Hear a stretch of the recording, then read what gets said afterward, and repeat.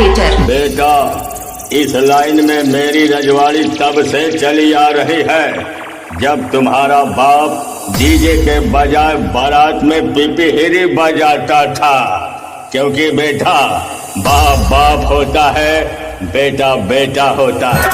Operator. लोग हमको प्यार से आर के डीजे कहते हैं। मुरली नगर बाजार सुल्तानपुर वाले।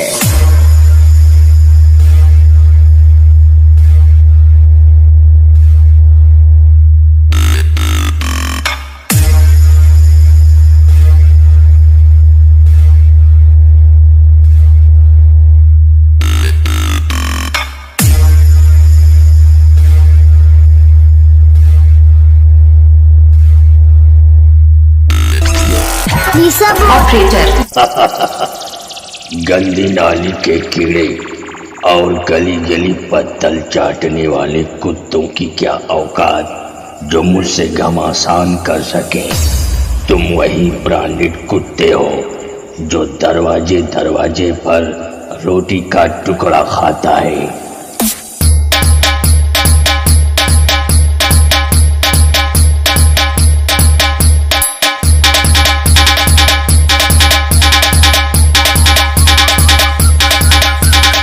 बेटवा हो कहाई कबा अपने ही माना से गाड़ी सटाई के फाटीगा स्पीकर तोर वॉल्यूम बढ़ाई के फाटीगा स्पीकर तोर वॉल्यूम बढ़ाई के तनिकई देर में सुलग गया सारे। ऑपरेटर। लोग हमको प्यार से आर के डीजे कहते हैं। मुरली नगर बाजार सुल्तानपुर वाले।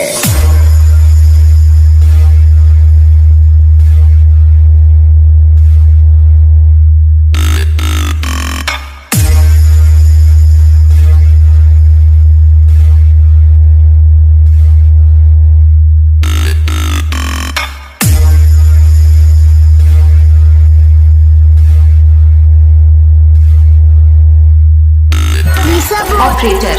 बेटा लहर बड़ी करारी है, तेरे डीजे पे अपन का बेस भारी है। मेरे सामने ना जाने कितनों ने ढोल चाटी है। आ बेटा आ, अब की तेरी बारी है। ऑपरेटर। लोग हमको प्यार से आर के डीजे कहते हैं। मुरली नगर बाजार सुल्तानपुर वाले।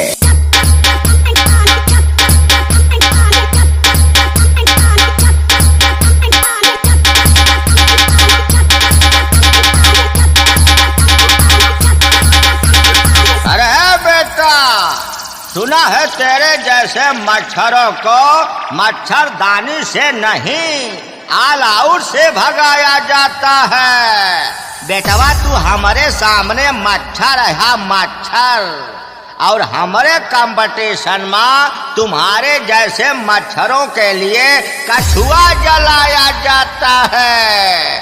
कछुआ जलाओ मच्छर भगाओ। अगर समझ में ना आवे बेटवा तो चुप्पे से सटक जाओ। ऑपरेटर।